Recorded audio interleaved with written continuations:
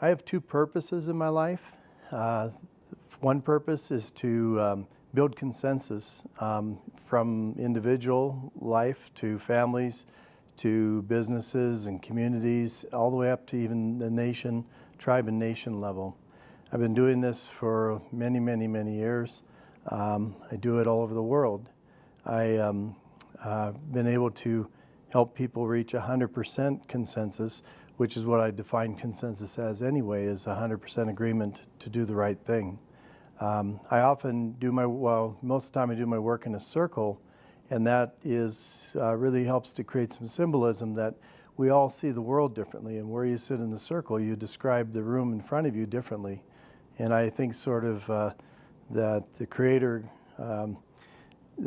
she gave us eyes in the front of our head so that we have this challenge behind our head. And so that's the gift that the person opposite of us can do, is to be able to show us the world behind us. So I do a lot of consensus building, and I measure that by behavior, by seeing if people are actually doing what they say they want to do. And that's what I look for. So that basically requires what I call transformational change, and that's a change in core beliefs and core behaviors versus just strategic change, strategic planning, or changes in strategies and actions. Of course, those are important, but what's even more fundamental is core belief change, and if you want to create really different outcomes.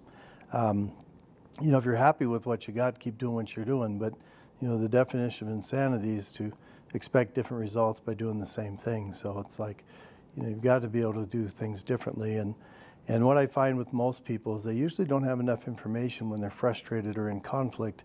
And by gaining more information from diverse points of view, they're able to see a lot clearer what the opportunities are. And they're usually way better than what people expect them to be as they first enter into an issue. So that's one of my major passions in life. And then in terms of some final nuggets of life lessons, and I'm in process, I haven't arrived, but one of the things that I would say is that there's three phrases that I learned many, many years ago that have really, really struck home, and it's a lifelong practice for me. And the first phrase is to learn to let go, or in other words, learn to acknowledge the fears that we have in our life.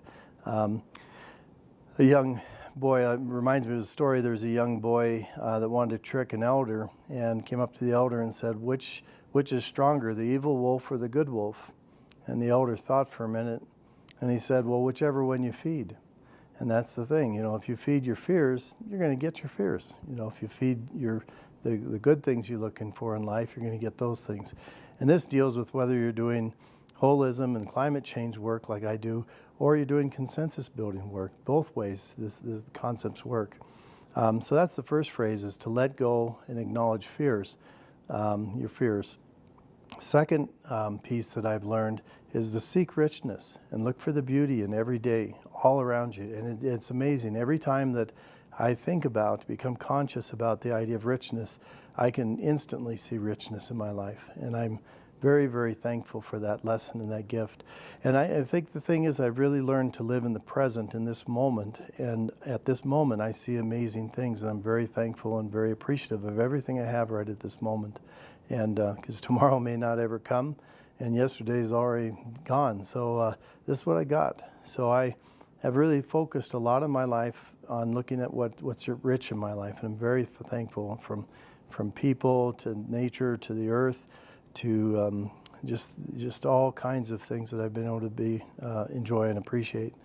And then the final phrase that I've learned is to learn to trust that universal self, sort of that inner knowing of what's the right thing to do. And just know that things are going to happen that are going to go the right direction.